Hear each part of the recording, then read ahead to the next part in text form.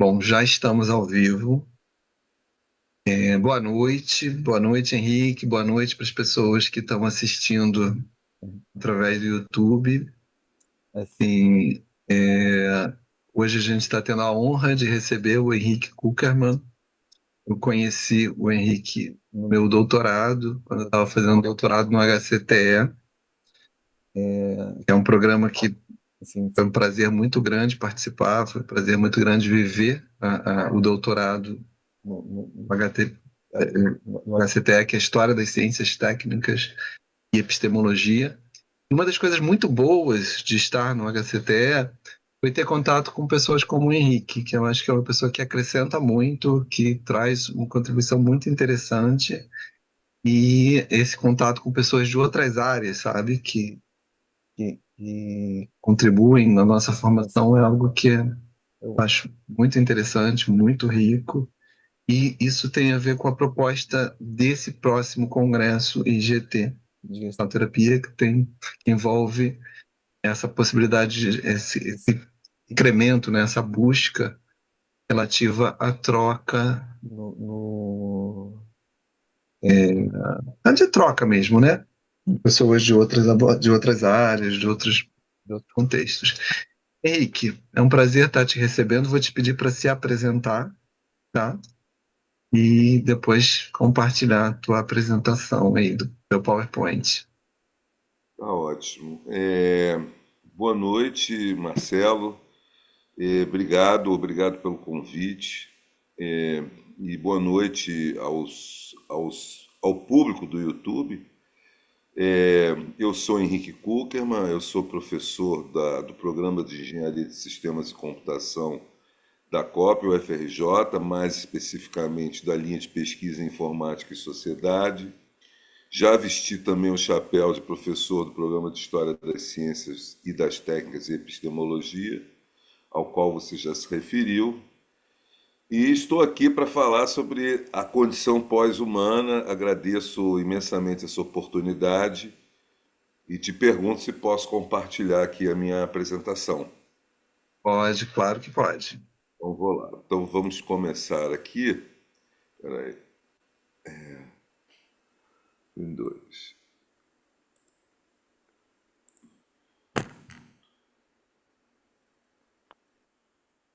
Está aparecendo? Já está aparecendo. Tá ótimo. Então, eu não quero deixar também de agradecer o convite da Larissa, né? E gentil convite da Larissa. Marcelo, você sabe, né, da nossa convivência lá nas salas de aula do HCTE, que eu tenho uma trança, né, um diálogo com o povo da psicologia. Então, e como eu sabia que você estava imbricado com o convite, eu achei por bem trazer um tema que misturasse a história da informática, que é de onde eu venho, com a psicologia. Então, o que eu vou fazer é uma aproximação histórica, buscar fazer uma aproximação histórica a esse mundo em que a gente vive hoje, né? Um mundo que é marcado assim pela nossa absoluta imbricação com os mais diversos artefatos informacionais e os seus arredores. E aqui eu vou ler uma lista, e bem rápido. O celular, o Face, o Insta, o iFood, o Google, o Zap, o Telegram, o notebook, o PC, o smartwatch, o Wi-Fi, o Uber, o iFood, o Netflix, a Alexa, a inteligência artificial, a terapia online, este Zoom, etc, etc, etc. Então, enfim, o que a gente tem é um tsunami de formatos materiais e imateriais que em última instância, concorre para reconstituir a nossa objetividade e a nossa subjetividade. Então, de forma muito simplificada, essa imbricação, né, entre humanos e artefatos informacionais é o que serve como uma primeira aproximação do que vem a ser o mundo da condição pós-humana. Né? Eu vou falar um pouquinho mais, nós vamos chegar numa conceituação um pouco mais precisa, mas a gente pode começar por essa. Né? Então, para entender esse mundo, eu vou começar pelo Norbert Wiener. Opa, esse aqui. Claro que faço a ressalva que sempre são possíveis outros começos. Eu podia começar de outro lugar, ou em outro tempo, ou com outra figura. Mas eu escolhi o Norbert Wiener, que é uma espécie do que se costuma se chamar de gênio da raça, né? O Norbert Wiener, ele é um matemático já falecido, né, estadunidense. Ele se doutorou em Harvard, acho que com 18 anos, 17 anos. É um fenômeno, né? E o Norbert Wiener, ele tinha uma questão a resolver durante a Segunda Guerra Mundial, que era a questão da artilharia antiaérea. Quer dizer, o que é a questão da artilharia antiaérea? Você tem que lançar um artefato explosivo na direção de um avião inimigo. Só que você não pode, você tem que lançar numa posição futura e não na posição onde o avião se encontra. Isso envolvia um cálculo muito complexo, porque isso envolvia o ângulo de disparo desse artefato, a quantidade de pólvora, aí, entre aspas, né? A velocidade do avião inimigo que se aproximava, enfim, entre outras várias variáveis, né? E esses cálculos necessitavam se construíam tabelas imensas e necessitavam de calculadoras eletrônicas, de processadores, né? De cálculo rápido, enfim, né? Na época, então, com a invenção da válvula eletrônica, a grande estrela do cálculo rápido eram as calculadoras eletrônicas, né? Lembrando que é um momento que ainda nós não tínhamos o que hoje conhecemos como computador. Então, em busca dessa possibilidade de construir calculadoras ou dispositivos calculadores cada vez mais rápidos, Wiener acabou fundando um campo de conhecimento que ele chamou de cibernética, né? Cibernética do grego kubernetike, se é que a minha pronúncia em grego está boa, né? E traduzido é a arte de pilotar ou a arte de governar, né? Na verdade, o que está aqui no fundo dessa ideia da arte de pilotar e da arte de governar é que o Wiener ele vivia dentro dos parâmetros já do mundo, das leis da termodinâmica e, portanto, da lei da entropia, essa ideia de que o mundo, a entropia se expande, né? E o mundo tende a se dissolver numa maré entrópica, né? E como você pode preservar os organismos vivos de se dissolver nessa maré entrópica, né? Como é que você mantém a ordem frente a uma maré que é dissolvedora de toda e qualquer ordem, que é caotizadora, né?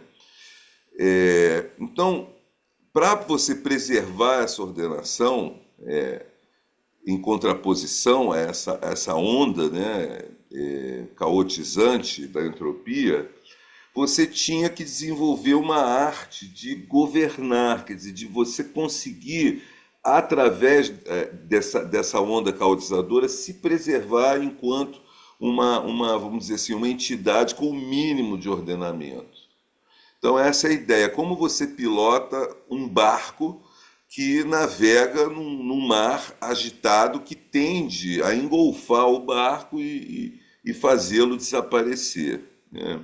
Então, essa é a ideia da arte de pilotar e da arte de governar, no nome cibernética.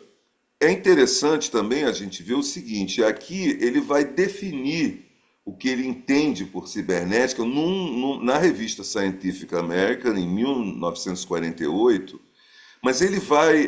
Lembrando que a revista Scientific American é uma revista de divulgação científica, então ele vai apresentar isso de uma forma muito, digamos assim, fácil de ser entendida, né? Na verdade, ele tinha escrito um livro antes, de alta fundamentação matemática, e disseram para ele: olha, o teu assunto é tão importante que você tem que divulgá-lo. E aí eu trago esse slide aqui cheio de palavras, para ler com vocês. Que ele vai dizer o seguinte: cibernética é uma palavra inventada para definir um novo campo na ciência. Combina, sob um único título, cibernética, e o sublinhado é meu, o estudo do que, dentro do contexto humano, é às vezes imprecisamente descrito como pensamento, e na engenharia como controle e comunicação. Em outras palavras, a cibernética tenta encontrar os elementos comuns no funcionamento de máquinas automáticas e do sistema nervoso de seres humanos, bem como desenvolver uma teoria que abranja todo o campo de controle e comunicação nas máquinas e nos organismos vivos.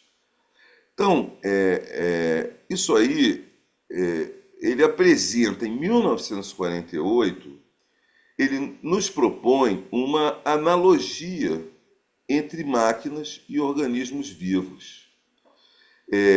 Que basicamente esta proposição inaugura o que um poeta brasileiro muito importante e muito desconhecido, Murilo Mendes, chama de estado de bagunça transcendente. O Murilo Mendes não falou do estado de bagunça transcendente em relação ao Wiener. Eu que me apropriei dessa descrição para falar do mundo que o Wiener inaugurava em 48, da proposição que ele trazia em termos dessa analogia, né? E é interessante perceber, daí, através dessa analogia, e o que ele estava estudando? Ele estava querendo justamente construir um dispositivo que fosse capaz de, como o organismo humano, dialogar com o seu entorno. Lembrem-se da questão da artilharia antiaérea. É uma ideia de que você tenha um dispositivo que consiga ir lendo o meio ambiente e ir adaptando a sua trajetória a partir das informações que esse organismo vai trocando com o meio ambiente. Ou seja, se eu vou aproximar o meu rosto da câmera, e eu começo essa aproximação neste momento, eu estou captando informações do meio ambiente que me diz aonde que eu devo parar. Então essa é a ideia de um organismo que se autorregula, que vai lendo o seu entorno e a partir dessa leitura vai tomando decisões a respeito do seu movimento no mundo. Então essa possibilidade de fazer analogia entre um organismo vivo, entre o humano e uma máquina, é que está na fundação da invenção do computador, né? Na verdade, o cérebro, e isso tem a ver com os laboratórios da Segunda Guerra, porque o Wiener abriu um diálogo com os neurocientistas, essa possibilidade permitiu, então, tomar o cérebro, essa analogia permitiu tomar o cérebro humano como uma metáfora para a construção de uma máquina, que veio a se chamar mais tarde de computador, né? É interessante perceber ainda sobre a analogia que ela estabelece, né, os significados através de relações, né? Quer dizer, humanos e máquinas deixam de ter qualidades essenciais, né, e passam a se constituir a partir das relações com o seu entorno, né? Essa possibilidade que a analogia abre. Então, a ideia do cérebro eletrônico, e aqui eu trago essa curiosidade, né, essa imagem de que é possível, que seria possível construir uma máquina que tomasse como exemplo, como metáfora, o funcionamento do cérebro humano, né, não por acaso o computador inicialmente foi chamado de cérebro eletrônico. E é interessante porque também, alguns anos depois, a memória dessa máquina já inventada, o computador, essa memória que continha instruções, aliás, contém, né, qualquer computador, ao menos nessa arquitetura de computadores que a gente tem até hoje, a memória contém as instruções e dados. Então, essa memória do computador serviu como metáfora para a mente humana. Então, vejam que ciclo interessante. O cérebro como metáfora da construção de uma máquina que, por isso mesmo, tem uma memória, porque, lembre-se, o cérebro é a metáfora para essa máquina. Essa máquina guarda instruções e dados, e então ela serve de metáfora para o funcionamento da mente humana, né? E daí a própria inteligência artificial, né? O pensamento. Essa ideia da inteligência artificial, ela aparece em 1956, né? A partir uma proposição desse cientista estadunidense aqui, que é o John McCarthy, e isso que vocês estão vendo aqui do lado direito, a Proposal for the Dartmouth Summer Research Project on Artificial Intelligence, é uma proposta para... Dartmouth é um college, né? É uma faculdade importante, e ela, durante o verão, ela fazia uns seminários de pesquisa. E ele propôs esse seminário de pesquisa e cunhou essa expressão inteligência artificial em 1956. Se a gente olhar a lista dos outros 3 propositores, a gente vai encontrar o Marvin Minsky, que também é outra figura, outro expoente da inteligência artificial, e lá embaixo o Claude Shannon, dos laboratórios Bell, que foi o formulador da teoria da informação e foi orientador do John McCarthy, né? Então, e é interessante aqui a gente entender que o pensamento, quer dizer, a inteligência, o pensamento, eram propriedades exclusivas do humano, eram partícipes de um mundo absolutamente antropocêntrico, né? E deixa então essa ideia da ferramenta, né, da máquina como uma ferramenta, ela passa a ter o seu significado um pouco revolucionado, porque até então o que era uma ferramenta? Uma ferramenta era uma extensão do sensório motor. Então você tinha assim, o trem é uma extensão das pernas, a alavanca é uma extensão do braço, o binóculo é uma extensão do olho.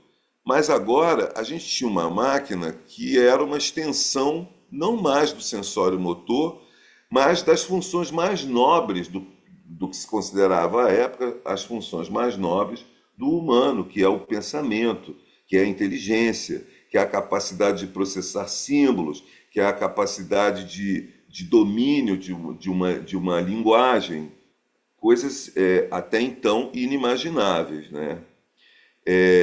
E também a gente começa a ver aqui o computador, né, como eu tinha falado, que ele é inventado na perspectiva da construção de um dispositivo calculador, né, um dispositivo de cálculo cada vez mais rápido, para se tornar um dispositivo comunicacional, né, um dispositivo de comunicação.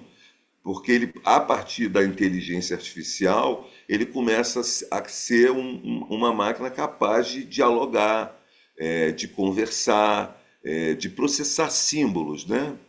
A gente pode dizer assim. Em 1960, surge o termo ciborgue, né? Porque é um termo que a ficção científica popularizou, e vem do inglês cyborg, que é cybernetic organism, que é a ideia de engenheirar o corpo para as viagens espaciais, né? Especiais também, porém espaciais, especiais e espaciais. Então, em setembro de 60, nessa revista Astronautics, o Manfred Clynes e o Nathan Kline, ambos já falecidos, eles escrevem um artigo em que eles chamam de Cyborgs and Space. É a primeira vez que a palavra cyborg aparece. A ideia que eles colocam no artigo é que quando você pega o humano e coloca dentro de uma cápsula e lança numa viagem espacial, esse organismo humano passa a viver no espaço condições totalmente adversas e totalmente diferentes das condições na Terra. Ele está no espaço, por exemplo, sem gravidade. Então, era preciso e eles fazem essa proposição em geral o corpo humano. Então, teriam uma espécie de injeção, uma bomba injetora de substâncias no corpo humano para acelerar ou para jogar adrenalina, enfim.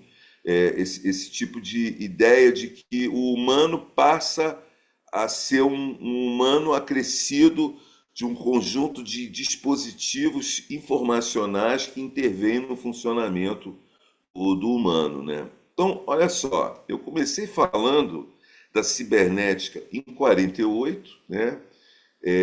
Dessa analogia entre humanos e máquinas, e a gente chega 12 anos depois, apenas 12 anos depois, a gente já passou pela IA, né?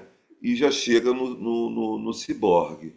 Então, desde 1960, ou seja, há 65 anos atrás, apenas há 65 anos atrás, de certa forma eu posso falar apenas, embora o que a gente já viveu nesses 65 anos é uma enormidade de acontecimentos, apenas há 60 anos atrás, a gente já tinha instalado as bases do que eu chamei de bagunça transcendente, que é mais ou menos essa bagunça que a gente vive hoje aqui na nossa convivência com o mundo computacional, o mundo dos artefatos computacionais.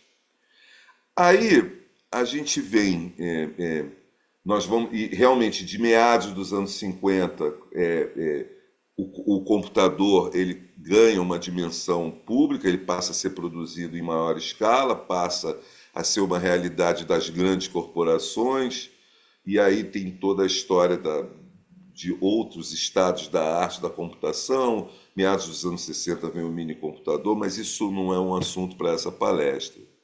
O que me interessa aqui é ir para essa ideia do ciborgue, que é capturada pela Donna Haraway no Manifesto Ciborgue, em 1985, em que ela diz: o ciborgue é um organismo cibernético, um híbrido de máquina e organismo, uma criatura da realidade social, assim como da ficção.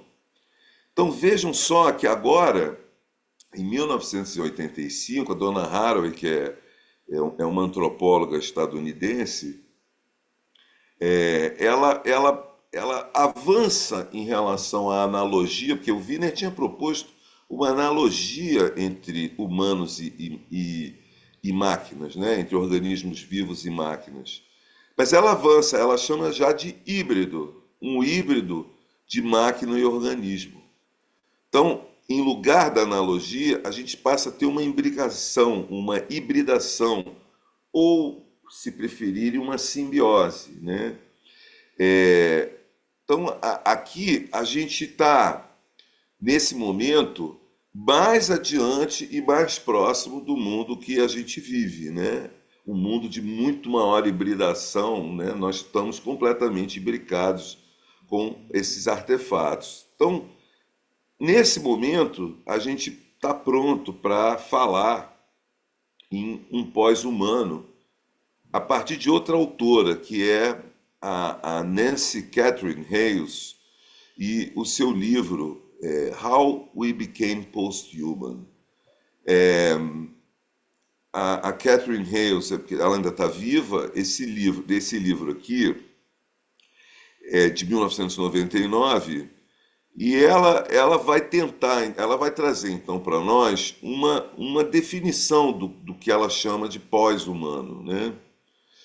E nós vamos ler juntos. Ela diz: a condição pós-humana relaciona-se ao privilégio do padrão informacional frente à instância material, privilégio pelo qual o humano se constitui como um híbrido de organismo e máquina, com a consequente dissolução das demarcações absolutas entre existência carnal e simulação computacional, mecanismo cibernético e organismo biológico, entre um eu natural e um ciborgue pós-humano.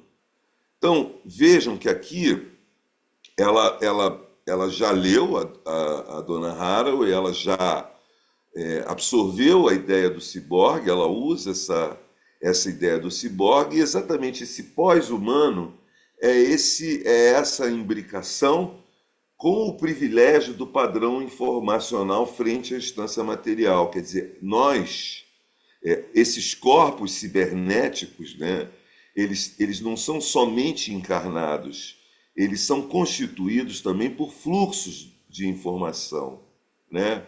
Então, essas demarcações absolutas, quer dizer, você tem humano de um lado, máquina de outro, elas são borradas, essas fronteiras são absolutamente borradas, né? Então, o que é o humano,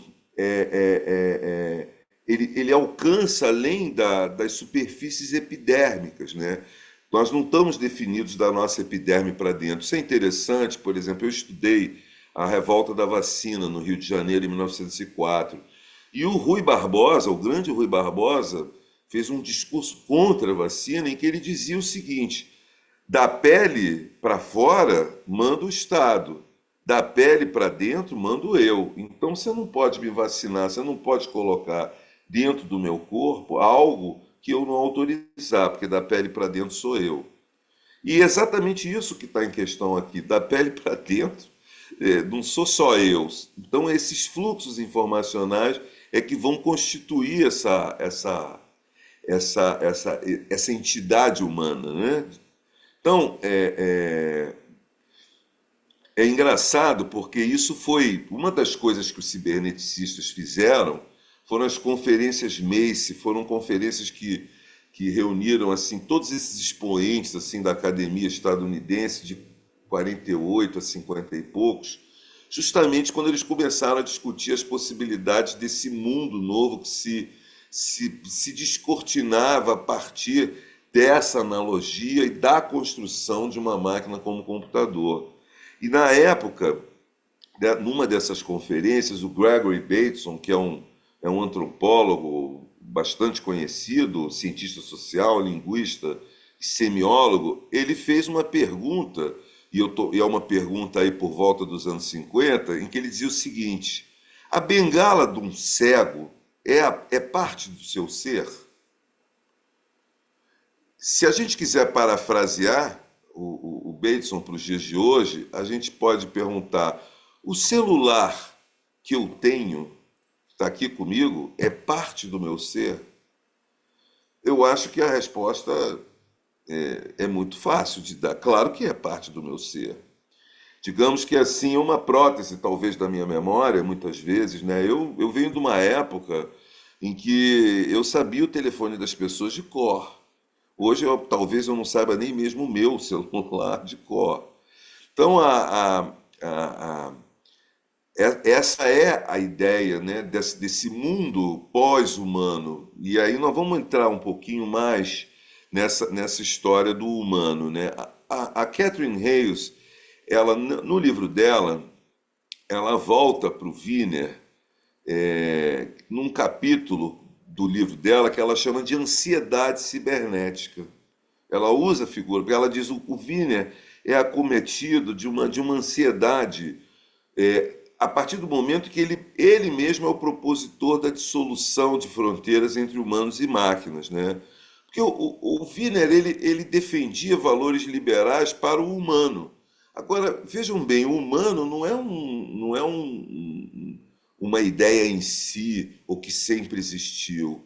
A ideia do sujeito, né? Essa ideia de sujeito, de subjetividade, ela foi construída a partir, né, de valores liberais, né, para o ser humano. O que é? O humano ele tem um self, né, um eu coerente, racional, autônomo, livre, tem desculpem, tem um senso de agenciamento, desculpem. Não, ele é autônomo, ele é livre, ele é dotado de um senso de agenciamento que é fundamentado na crença de um interesse que é próprio e que é iluminado pela razão. Esse é o conceito do sujeito, né? De sujeito, que vem, inclusive, da própria tradição de iluminismo, um conceito prevalecente por alguns séculos, né? Até o século XX, quando Wiener entra com essa proposição que, quando ele rompe essa epiderme desse sujeito, ele começa a ameaçar a própria ideia do sujeito liberal autônomo, né? A máquina cibernética, para ele, deveria ser projetada de uma forma que não ameaçasse esse sujeito autônomo, né, do humanismo liberal. E, pelo contrário, né, o Wiener queria estender esse self ao domínio da máquina. É claro, a ideia dele é que, diante de um mundo entrópico, diante de um mundo em trajetória de dissolução entrópica, humanos e máquinas deveriam caminhar par e passo para resistir à maré entrópica. Então, seriam aliados nessa luta contra a entropia. Essa seria a ideia do Wiener, né? No limite, né, e a revelia do Norbert Wiener, o que se insinuava era a possibilidade de que essa identidade pessoal e que essa vontade autônoma fossem só ilusões a mascarar a realidade cibernética. Então, muito bem, se as superfícies corporais de humanos elas são membranas através das quais flui informação, quem somos nós então? Quem sou eu? Eu sou apenas um conjunto de células que respondem a estímulos? Eu sou parte de um coletivo mais amplo, cujas ações são resultantes dos membros individuais? Então, o perigo para Norbert Wiener, o perigo da cibernética, e daí a Catherine Hayles caracteriza, chama esse capítulo de ansiedade cibernética, é que essas máquinas poderiam potencialmente aniquilar o sujeito liberal como o locus, né, o lugar do controle de si mesmo. A gente já viu isso explorado em vários filmes de ficção científica, né? Máquinas que se empoderam a tal ponto que acabam ganhando controle sobre o humano, né? Posso citar o clássico 2001 do Stanley Kubrick, posso citar também o Exterminador do Futuro, e, enfim, e aí tem uma coleção de vários outros filmes, né, onde isso se dá. O Wiener, ele se dedicou a uma versão da cibernética que, obviamente, como já venho falando aqui, comprometida muito mais com a expansão do que com a subversão da liberdade humana, né? Ele, depois da Segunda Guerra, assumiu uma posição antimilitarista e, nesse artigo aí de 1948, com o qual eu abri aqui a palestra, ele toma uma posição muito firme contra a lobotomia, né? E é interessante porque o que ele diz naquele artigo, quando ele compara, né, humanos e maquínicos, o que ele vai dizer é o seguinte: você tem, sem usar as palavras hardware e software, que são palavras que só aparecem muito depois, ele diz o seguinte: quando você tem essa ideia da lobotomia para suprimir algum sintoma psiquiátrico, é como se você estivesse mexendo no hardware da máquina humana, né? É como se você estivesse arrancando uma parte. E ele diz ironicamente: melhor é matar. Mata logo, em vez de deixar um ser vegetando com um lobo extraído, né? E aí ele diz: mas muitos dos transtornos mentais não são problemas da estrutura física, são problemas do circuito informacional do humano. São como a informação circula pelo humano. E aí ele vai falar, inclusive, de terapia. Ele vai dizer, muitas vezes, é preciso de um processo terapêutico pode resolver esses sintomas, ou esses problemas, ou esses acometimentos doentios do humano. Então eles estariam numa esfera de um software humano e não do hardware, né?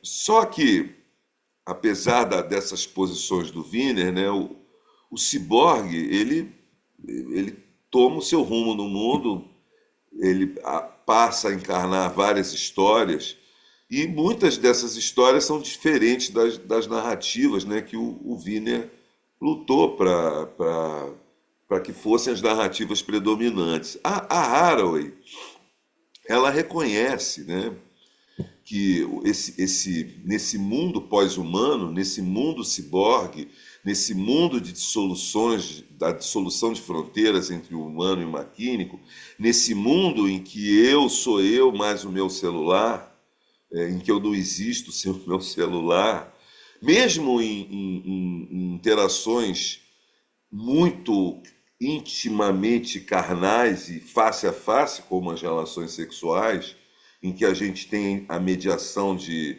medicamentos como o Viagra, ou como a Tadalafila, ou como os anticoncepcionais, e que reconfiguram a intimidade do ato sexual, né? Então, nesse mundo de ciborgues, a Haraway reconhece, ela vai dizer, bom, esse mundo de ciborgues pode significar a imposição, ela, e palavras dela, a imposição final de uma grade de controle sobre o planeta. E é o que muitas vezes a gente sente, né? A gente sente, bom, estamos sendo mergulhados num mundo absolutamente controlado, nessas egrégoras absolutamente suspeitas, quer dizer, estamos... Arena pública, Facebook, mas o Facebook tem um dono. Então, como é que uma arena pública pode ter um dono? E como é que esse dono pode cortar a minha comunicação, me tirar dessa arena, me colocar de volta, né? Então, essa grade de controle sobre o planeta, mas ela afirma que também, de uma outra perspectiva, esse mundo, e são palavras dela, pode significar realidades sociais e corporais vividas, nas quais as pessoas não temam sua estreita afinidade com animais e máquinas, né? Então, essa é, vamos dizer assim, uma espécie de dupla consideração sobre o mundo que a gente vive, né?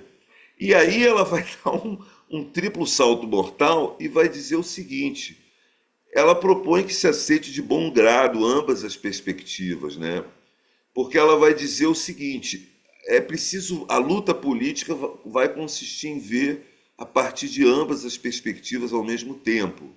Então, e aí palavras delas, uma visão única produz ilusões piores do que uma visão dupla ou do que uma visão de um monstro de múltiplas cabeças, né? Então, ela, para dizer isso, ela teve que trafegar na contramão do Wiener, né? Porque aí você já não tem mais o sujeito íntegro e autônomo característico do humanismo liberal. E o que a gente vai ter que fazer, o que ela propõe, a gente tem de aprender com esses novos acoplamentos, essas novas coalizões. E ela vai dizer, olha, não tem saída. A questão em jogo é a dispersão. A tarefa é sobreviver na diáspora. Qual diáspora? A diáspora desse sujeito autônomo, que é resultado da construção de um humanismo liberal, do liberalismo, do iluminismo, que nos constituiu até praticamente, né, o final do século XX, e que agora a gente vê em absoluta crise, né? Talvez boa parte dessa crise que a gente hoje percebe, que a gente sente, seja a própria crise das promessas do iluminismo, do triunfo da razão, do triunfo desse livre-arbítrio, da autonomia do sujeito, né? Então, em última instância, e aqui eu vou me aproximando do final da palestra, até para ter tempo das perguntas, eu não sei nem se eu vou... tá ótimo. Então, em última instância, é justamente a busca dessa sobrevivência, né, na diáspora desse sujeito, né, constituído pelo humanismo liberal, que melhor descreve a condição pós-humana. Nós estamos na diáspora desse sujeito humano no qual eu acho que creio que todos nós fomos educados, todos nós não sei, talvez os mais jovens menos, né? E é esse que é o desafio da condição pós-humana, é essa diáspora, é essa reconstituição do nosso entendimento de humano, da nossa convivência com as coisas, com os animais, com o mundo visível e o invisível, que é um desafio extremamente novo, né?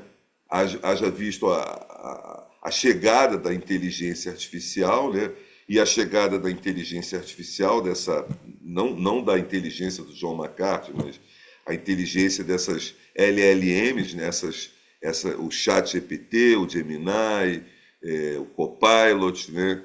Que começam claramente a nos mostrar que tudo começa a mudar. Inclusive, por exemplo, a escrita, nossa escrita, hoje a gente pode escrever e pedir para um chat GPT fazer a correção do nosso português, entendeu? E isso muda completamente a nossa relação com a escrita, muda a relação com a nossa, inclusive com a produção acadêmica, eu que venho da universidade, e muda a relação pedagógica com os alunos, eu que estou em sala de aula com graduação e pós-graduação. Então, isso está chegando, não tem nem 2 anos, né? Chegando nas salas de aula, por exemplo. Então, esses são os desafios, né, da condição pós-humana, um desafio que é muito novo, a gente está mal começando a lidar com ele, e eu espero ter trazido para vocês um pouco do sabor aí dessa questão que eu sintetizei como uma condição pós-humana, que pode ter outros nomes, mas certamente há um humanismo que claramente ficou para trás, né? Então é isso, muito obrigado. Eu estou aí à disposição das perguntas, das questões. Marcelo, retorno a palavra para você. Obrigado. Henrique, obrigado pela tua fala. Você pode descompartilhar para a gente aparecer mais na Não. tela? Vamos aguardar se vão vir perguntas, mas eu tenho algumas perguntas. Minha primeira pergunta é: qual é a sua expectativa, Henrique? É uma expectativa otimista? É uma expectativa pessimista? Ou você não aposta em nenhuma direção?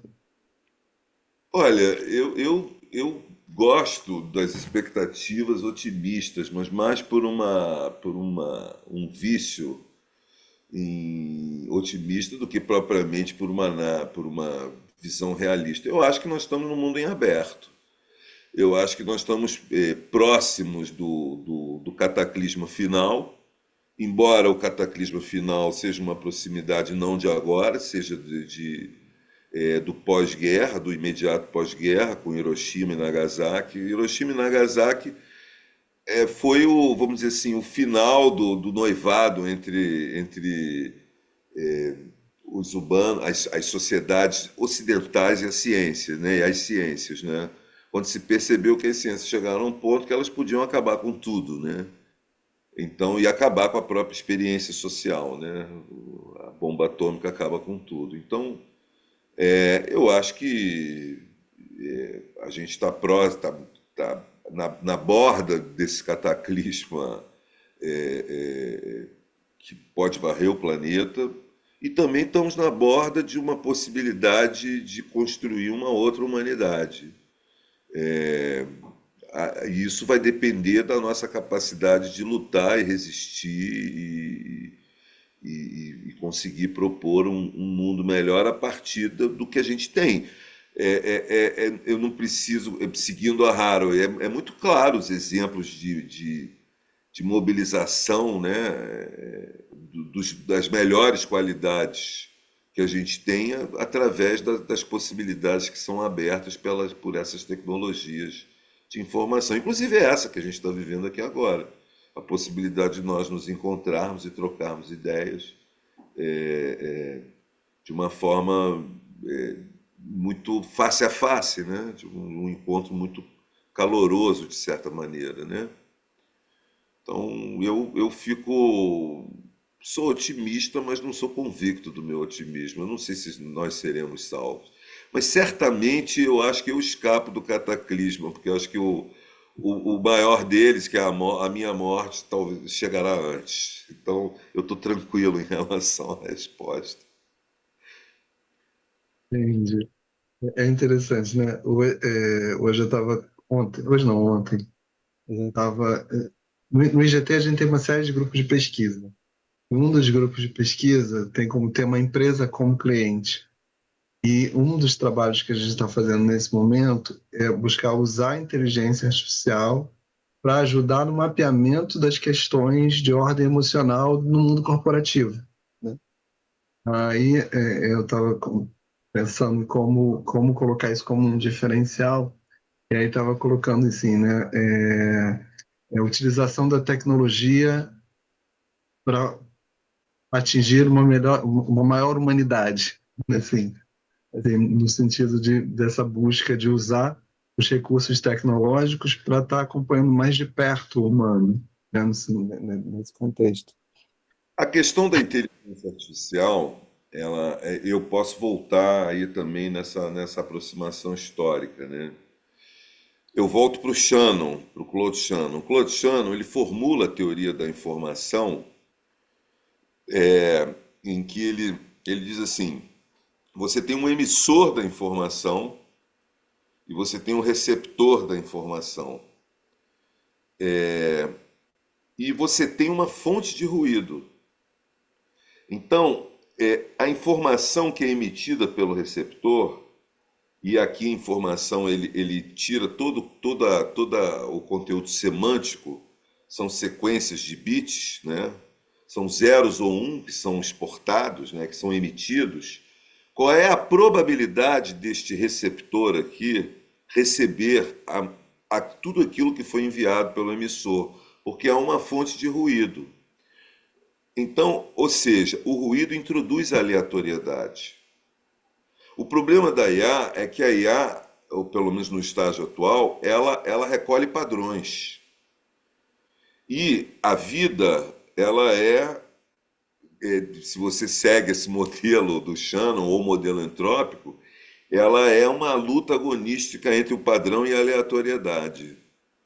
Então, há sempre uma aleatoriedade que pode ser reincluída na IA e ser padronizada, mas sempre haverá um transbordamento. Então, essa é a questão da IA, que eu acho fundamental. Ela realimenta padrão, né? Tanto é que quando a gente entra principalmente agora é evidente, né? A gente pega os alunos que recorreram a uma IA para escrever, lê isso, eu tomei um susto, né? Você entra em sala de 50, 60 alunos, aí você descobre que o aluno, você diz assim, escreva uma coisa que você achou da leitura, que é uma coisa que eu sempre fiz em sala de aula. Ele manda a IA ler o PDF e escrever. Só que a escrita é totalmente padronizada e é visível que é padronizada. E é visível que aquele estudante não tem aquele português.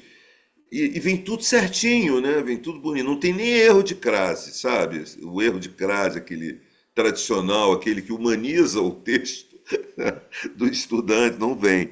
Então, essa é a questão da IA, porque quando você entra nas relações entre essas entidades cibernéticas, você tem muita aleatoriedade. Felizmente, né? Então a vida ia Uhum. ser muito chata. Uhum.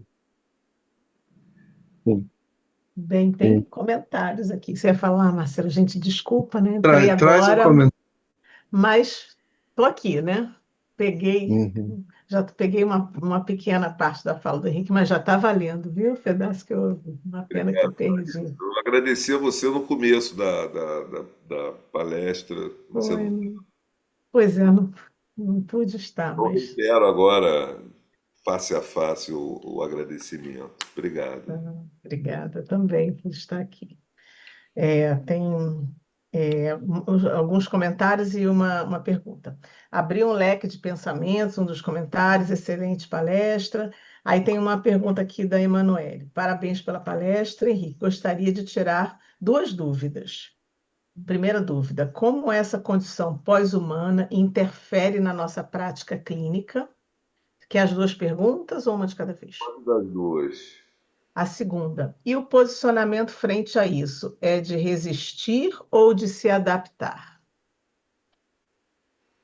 Como é que é o nome da pessoa? Emanuele Fonseca. Emanuele, olha, sobre a prática clínica, eu teria alguma dificuldade de responder porque eu não sou da clínica, né? Eu não sou psicólogo nem terapeuta, eu sou um engenheiro de formação, um historiador de vocação e um professor de profissão, né? Então, eu não sei se eu conseguiria responder. Talvez seja melhor ou a Larissa ou o Marcelo encaminharem alguma coisa. Agora, a segunda pergunta, qual foi? O que fazer? E o posicionamento frente a isso? É de resistir ou de se adaptar, no caso, né, da condição pós-humana, né? Eu acho que resistir, nem se adaptar. No caso do resistir, eu gosto muito do que disse a esse respeito o diretor de teatro brasileiro, célebre, famoso, falecido há pouco tempo, que é o José Celso Martinez Corrêa. Ele falou: resistir significa você se tornar rígido e se opor a algo que tá te pressionando. Eu preferia reexistir. Então, nós temos que reexistir, temos que recalcular a nossa existência. E, ao reexistir, algo de adaptação é necessário, mas algo de inconformidade também é necessário. Se você se conformar de forma absoluta, você é mais um integrante dessa vertente cataclísmica, né, com- que eu citei aí na resposta ao Marcelo. Então eu acho que nós temos de reexistir. Esse é o desafio, né? Agora, sem se conformar, né? E sem também nos colocarmos de uma forma fixa. Aliás, eu posso voltar ao Wiener. O Wiener, a ideia dele, e acho que talvez eu tenha esquecido de falar isso, ele quando faz a analogia de humanos e máquinas, é porque ele queria desenvolver uma máquina inteligente. O que ele chama de máquina inteligente? É uma máquina que é capaz de ler o que está acontecendo à sua volta. E os ciberneticistas, ao longo dos anos 40, 50, especialmente nas conferências Macy, desenvolveram dispositivos que eram assim, eram aquelas maquininhas, eram uns turtles, eles tinham um formato como se fosse uma tartaruga que vai andando, aí ela encontra um obstáculo, aí ela é capaz de contornar o obstáculo. Olha, uma máquina capaz de contornar o obstáculo. Era a estrela das conferências Macy, que era um diálogo entre engenheiros, filósofos, psicanalistas, antropólogos. Então, era uma máquina inteligente por oposição à máquina burra. O que é a máquina burra? É a caixinha de música. Você dá corda nela e ela fica tocando, aqueles bailarininhos vão dançando, né? Pode cair uma bomba, pode acontecer o que for. Ela vai continuar desse jeito até a corda acabar. Então é uma máquina rígida. E justamente a ideia do Wiener, do organismo cibernético, da máquina cibernética, é da flexibilidade. E de onde que vem essa flexibilidade? Da capacidade de se adaptar ao que está em torno. Então, a adaptação como flexibilidade, eu acho que é uma resposta importante. Estou tentando falar isso para a Emanuele, que eu não estou vendo, mas não sei se respondi, Emanuele, mas te agradeço a pergunta. Eu não sei se eu fosse especular sobre a experiência clínica, eu não sei quais são os casos que aparecem pelo excesso de, por exemplo, eu acho que eu sinto que há uma certa escravização angustiosa com os nossos celulares, né? Talvez isso deflagre uma série de sintomas.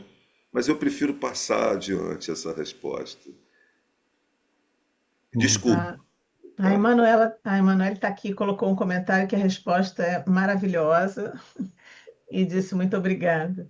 E o nome de quem elogiou também é Nerisvaldo, né? Que ele falou, tanto ele disse que a palestra estava excelente, quanto ele disse que abriu um leque de pensamentos, mas não disse quais são as pessoas. Ele deve estar aí pensando, né?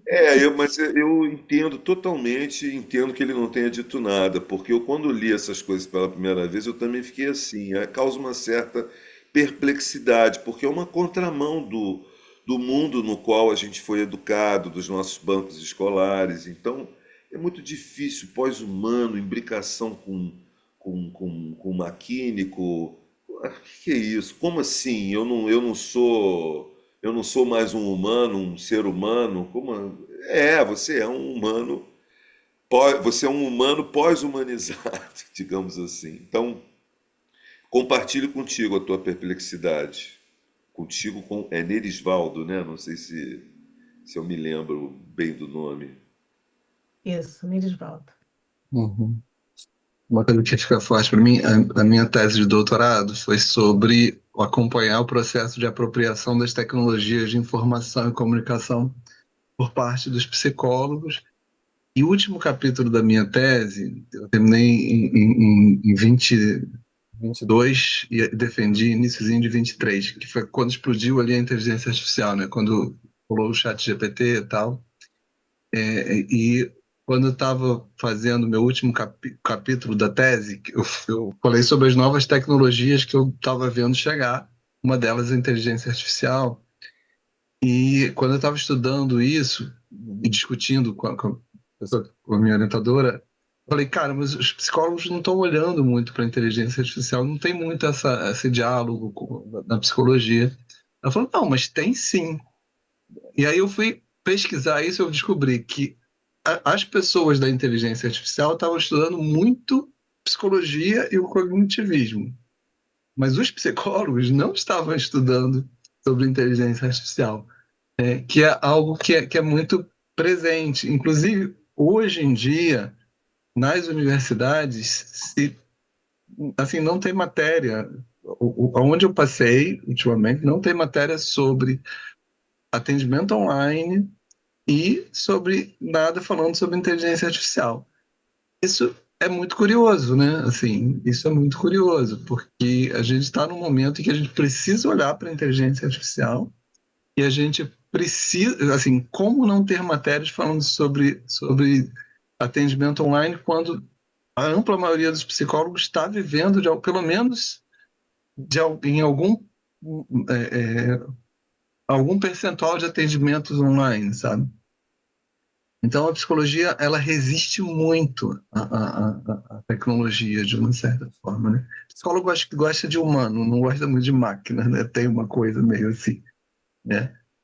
Que me soa muito estranha, porque, assim, a nossa sociedade, ela tá nesse diálogo muito forte aí com a tecnologia. E é muito da arte do psicólogo, principalmente do gestalterapeuta, tem a ver com estar em relação com o humano, né? É bem a frase que eu mais falo ultimamente, assim, a frase do Milton Nascimento: todo artista tem de ir aonde o povo está. E se o povo está interagindo com as máquinas, cara, o psicólogo precisa olhar para isso de uma forma muito, muito forte, né? Pelo menos isso fica presente para mim. Se você me permitir um comentário, também, novamente, dentro dessa aproximação histórica, Uhum. o cognitivismo é uma produção, como campo, inclusive o próprio nome, vem do George Miller, que é anos 50 nos Uhum. Estados Unidos, justamente dentro dessa atmosfera do computador como um dispositivo comunicacional, não como um calculador mais, dentro dessa atmosfera da inteligência artificial, o George Miller então se dedica ao estudar a percepção humana em relação com esses novos artefatos. Então, ele tem um artigo chamado, e ele acaba fundando o cognitivismo, né? Que de alguma Uhum. forma tem aí é uma história, ele se opõe ao behaviorismo, em certa maneira, que dominava as universidades americanas. Mas ele tem um artigo dele, que é um clássico, chamado The Magical Number Seven, a magia do número 7, né? Que ele começa o artigo, você tem os 7 anões, os 7 pecados capitais, e aí em que ele vai justificar a construção de interfaces da relação do humano com o computador que prevalece até hoje, que se você olhar qualquer software, a barra de menu, você tem até 7 opções. Você não consegue ir além de 7 porque ele estudou a capacidade que o humano tem de agrupar a informação. Para você entender a brincadeira, não sei se você se lembra daquele brinquedo chamado Genius, que o negócio faz assim, pé, aí você aperta, ele faz pé, pá, aí você pá, pá. E ele observou que quando passa de 7, você vai pé, pom, pom, pé, aí você consegue armazenar essa sequência, essa ordem. Ele diz que é 7 mais ou menos 2.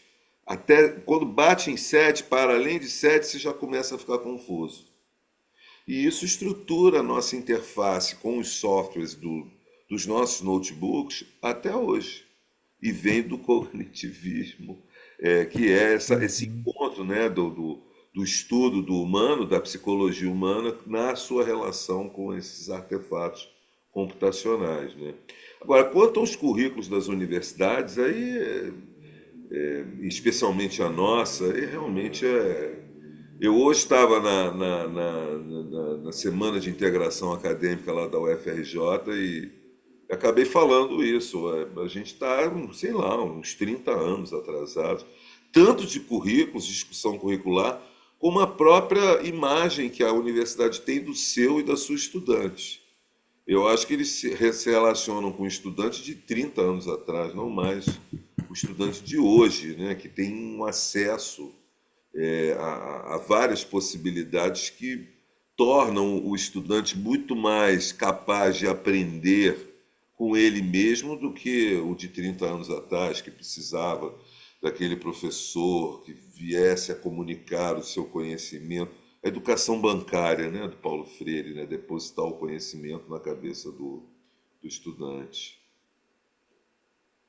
Tem mais Em sentido, comentários aqui.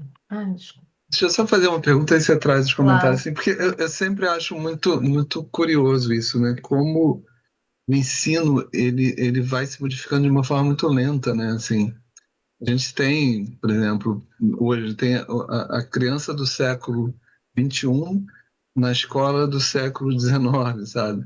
É algo muito curioso, assim, para mim, porque o ensino é muito discutido, mas as mudanças vão acontecendo de uma forma muito lenta, né? Assim, por exemplo, botar uma criança que está a 100 por hora, que está assim, com quantidade de estimulação gigantesca, para assistir a aula da mesma forma das crianças de 150 anos atrás, é algo muito bizarro, né? Mas é o que acontece, assim.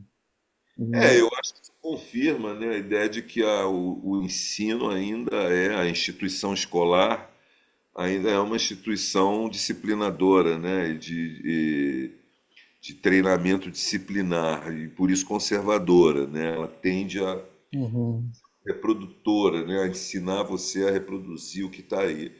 Agora, o que eu acho pior é o seguinte: quando você fala do ensino fundamental, você ainda tem muita discussão e muitas práticas interessantes. Quando você vai batendo no ensino médio, aí você chega na universidade, não existe a discussão pedagógica mais. Se você pegar as campanhas para a reitoria, ninguém discute essa questão. Né? Se pegar a campanha para reitor, ou sei lá, para diretor da COP, onde eu estou, as chapas vão disputar a eleição, ninguém fala dos métodos de ensino, da pedagogia, nada, absolutamente nada, entendeu? Agora, assim, lá, eu tive a oportunidade em 2019 passar um semestre na Universidade do Texas, em Austin. Então, lá, por exemplo, eles dão US$ 10.000 para você propor Você é professor, você quer mudar o teu curso, você quer, de alguma forma, torná-lo mais contemporâneo. Eles te dão US$ 10.000 se você tiver uma proposta bacana, só para você refazer o teu curso. E A primeira semana de aulas, vários professores eles colocam as suas aulas à disposição de visitação de outros professores.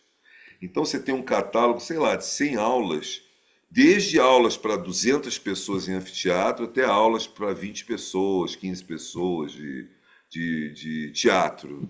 Então você escolhe uma aula que você quer assistir para ver como é que o seu colega está trabalhando. Então você, vamos dizer assim, democratiza a discussão do ensino, né, da educação pela universidade. Por exemplo, eu achei muito interessante. A gente aqui não tem nada, absolutamente nada a respeito, né? Cada um entra na sala de aula, faz o seu e faz o seu repetidamente, ano após ano, né? É complicado. Uhum. Larissa quer trazer? Colocações? Tem alguns comentários. Uma pessoa, M.A. Fragoso, fala que reexistir é ótimo. André Ricardo Tavares, interessante, valeu. E tem mais uma pergunta da Emanuele, uma dúvida. Surgiu outra dúvida. Essas obras citadas são interessantes para começar ou há alguma outra mais introdutória? Emanuele, obrigado pela pergunta. Olha, eu tenho uma certa dificuldade de responder a tua questão, porque eu sou um professor de pós-graduação, eu sou nativo da pós-graduação, embora atue na graduação e no ensino médio também, com o trabalho extensionista do nosso laboratório. Assim, é difícil você ter um livro introdutório. Em português eu não conheço, sabe? Eu não conheço em português. O que eu acho assim, o que a gente acha que é um livro introdutório, o que a gente na pós-graduação usa como um livro introdutório ao nosso olhar sobre o mundo, que é um olhar que, vamos dizer assim, é também uma quebra da modernidade, né? Quer dizer, eu usei esse conceito do humano que a modernidade nos trouxe, né? Outra coisa que a modernidade nos trouxe foram as ciências, né? Foi a ciência, né? E a modernidade trouxe a ciência e separou a ciência de um lado e sociedade do outro, ou natureza de um lado, cultura de outro, valores de um lado, fatos de outro. Seria um mundo moderno que a gente também problematiza. E quem problematiza é o campo de estudos que problematiza isso, a gente chama aqui do campo CTS, ou seja, são estudos de ciências, tecnologias e sociedades. É um campo interdisciplinar pequeno, mas um livro introdutório chama-se Ciência em Ação, como seguir cientistas e engenheiros, sociedade afora, do Bruno Latour. Tem uma tradução em português razoável, tem alguns tropeços de produção. E se você quiser um livro sofisticado do Bruno Latour, tem o Jamais Fomos Modernos, muito bem traduzido, da editora 34. O artigo do Wiener você consegue na internet, vale a pena ler. Ele é um artigo profético, no meu modo de entender. Ele anuncia tudo que a gente está vivendo, tudo isso que a gente está vivendo.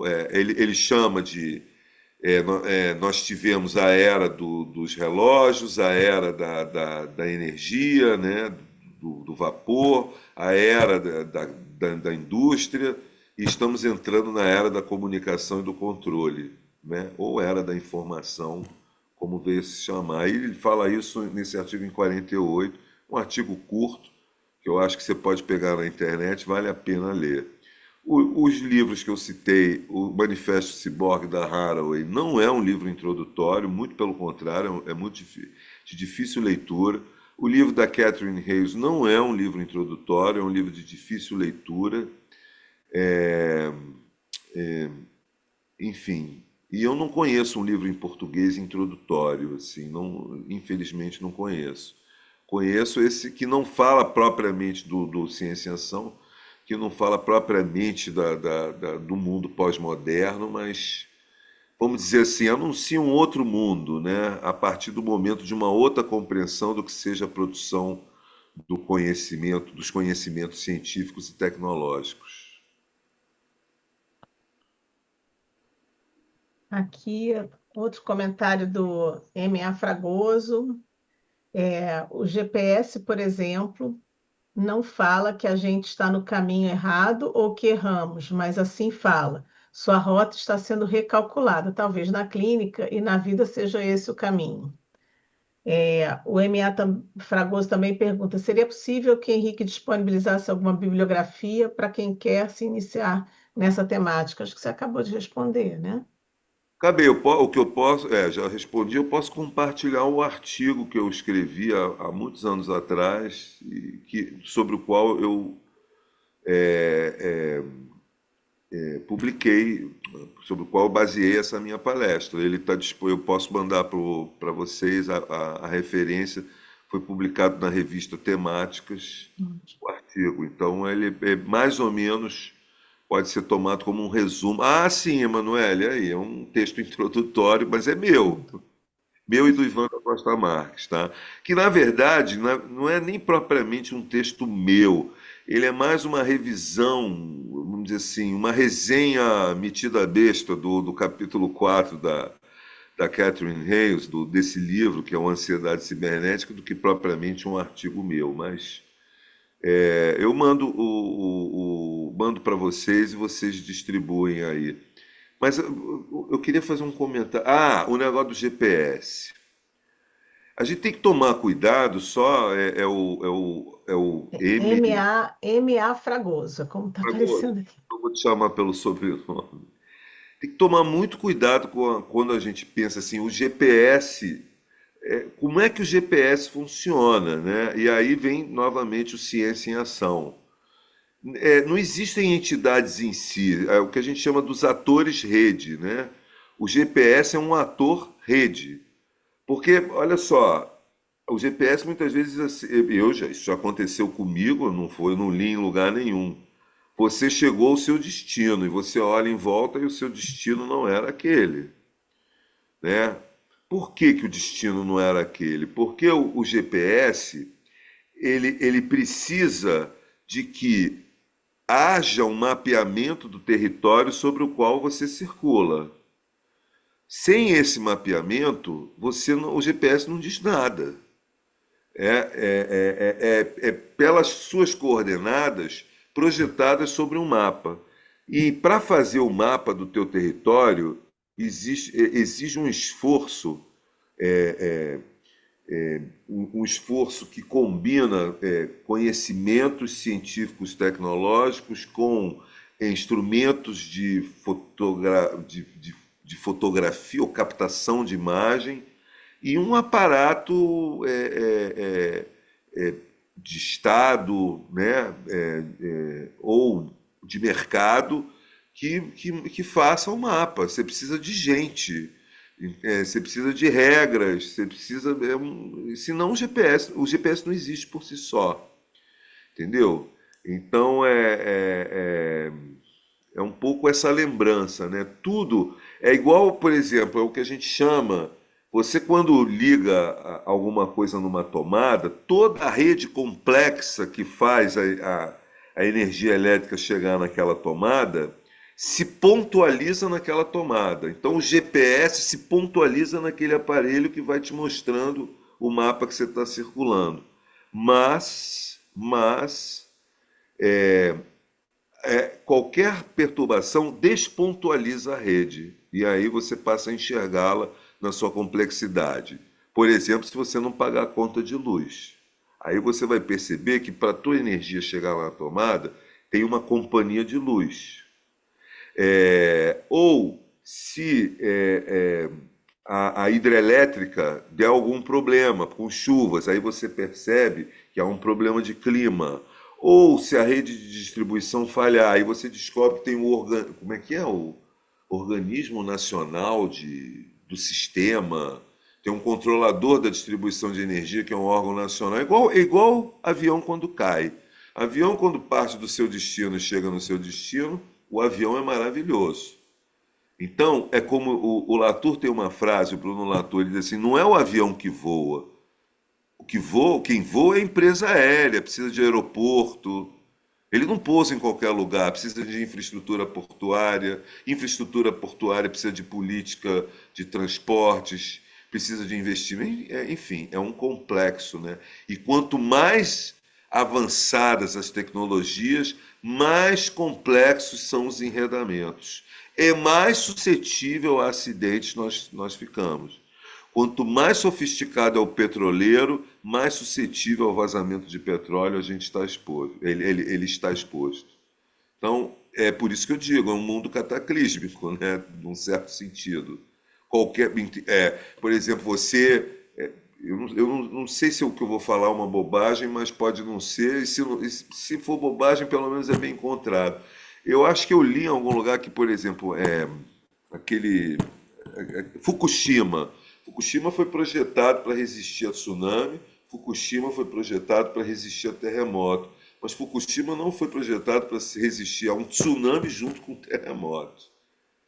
Entendeu? Então, é isso. Tem um sociólogo americano, me esqueci o nome dele, ele tem um livro chamado Normal Accidents, Acidentes Normais. Um aluno meu usou isso para investigar um acidente de avião da Varig, o acidente do comandante Garcês, não sei se vocês se lembram desse acidente, um avião que decolou de Marabá para Belém e se perdeu na floresta amazônica porque ele decolou com a direção completamente errada. E, enfim, a gente leu esse livro e esse cara fala exatamente isso, né? Quanto mais complexo for a tecnologia, mais suscetível a acidentes ela é. Não existe tecnologia 100% segura. Quer um exemplo mais bacana do que o VAR? Todo mundo achou que o VAR ia chegar e ia resolver tudo. Eu escrevi um artigo sobre o VAR em 2014 que eu também acho profético, porque eu dizia exatamente isso. O VAR vai resolver velhos problemas e vai criar novos problemas. Não sei se eu respondi ao Fragoso. Vamos lá. Mas a ideia, só Fragoso, a ideia de recalcular a rota é a ideia do Wiener, que na verdade eu não falei, a ideia-chave do Wiener é o feedback, é o mecanismo de feedback, que matematicamente falando você toma parte da saída de um sistema e reintroduz ele na entrada e recalcula o seu funcionamento. Então, faz parte desse mundo que eu tentei expor brevemente para vocês. Comentando, né, um pouquinho, falando do momento da psicologia, assim,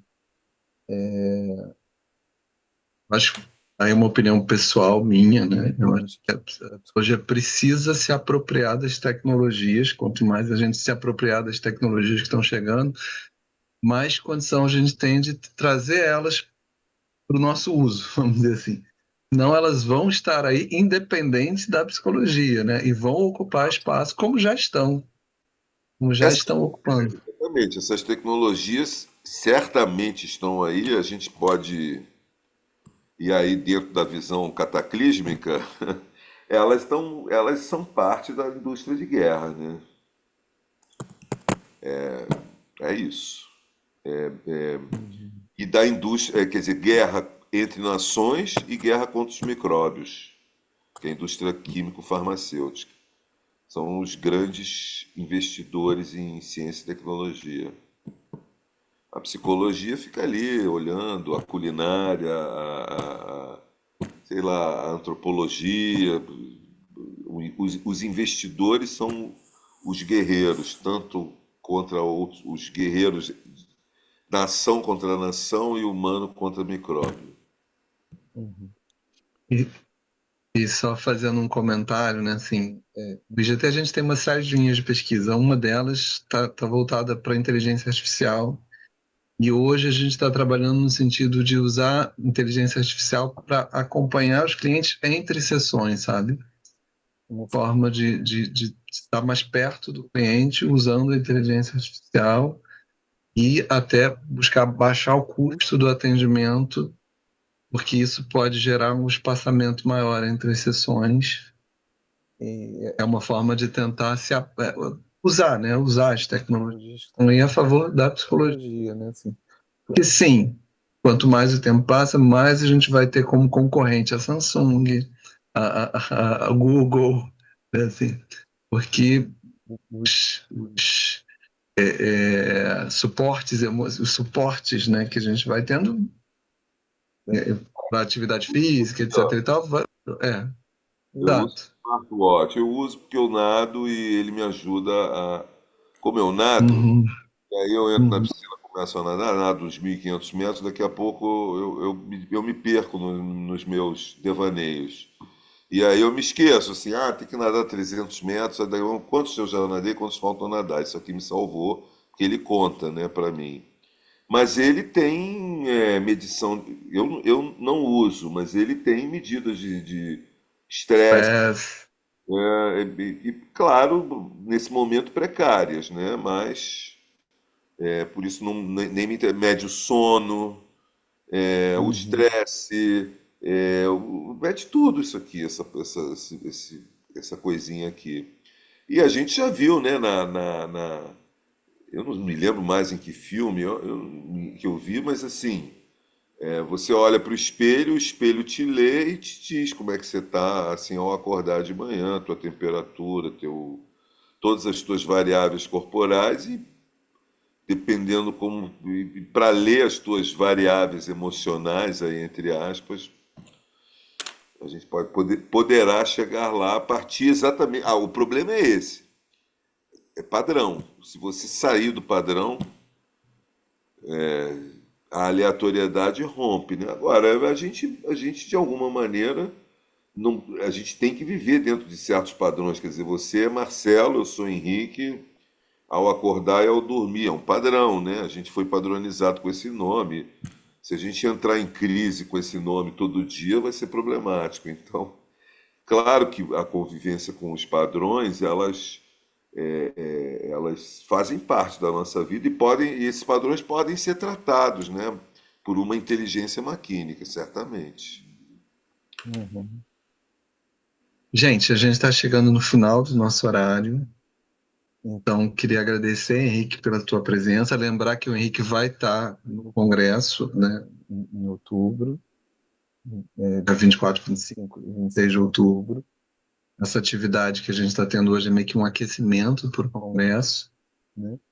Então, assim, queria agradecer muito a tua presença, Henrique, agradecer as pessoas que participaram, que assistiram Assistiram a palestra. E em outubro a gente vai estar num novo momento com outras pessoas, né? O Henrique está numa mesa que a gente vai estar olhando para isso, para a questão da tecnologia, tecnologia, no momento que a gente está vivendo. Vai ter alguém ligado a Gestalt falando sobre isso também. Então, vai ser certamente. um momento bem interessante. Henrique, Marcelo, quer. isso. Espero ter Uhum. correspondido às expectativas do IGT e do seu público. Agradeço imensamente as perguntas.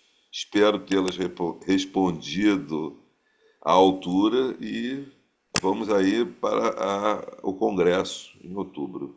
Uhum. Obrigado. Ok, gente.